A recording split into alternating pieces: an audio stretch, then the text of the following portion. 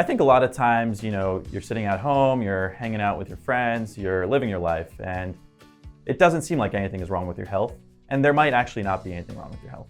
But it's good to check in at least once a year to make sure that is the case and to make sure you're up to date on your screenings, because sometimes we find things without any symptoms. And it's really good to get ahead of them, because once there is stuff that has progressed a little further, it is just that much more time consuming and that much more severe. And we want to get ahead of it as soon as we can.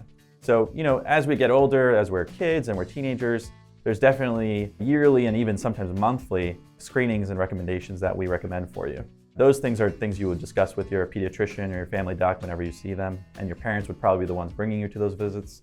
But as soon as you turn 18 and you're an adult now, you really have to make sure that you're staying on top of it with your family physician and that they're recommending the things for you. And so depending on your anatomy, after you turn 21, there are recommendations to have a pap smear, and that should continue throughout the rest of your life until a certain age. We also should be checking, depending on your history, for your cholesterol levels, for diabetes, for your kidney function, depending on your history. And then eventually, as you get a little older, we do recommend mammograms and colon cancer screenings. This starts to happen around 40 years old or earlier if you have a family history of a direct relative.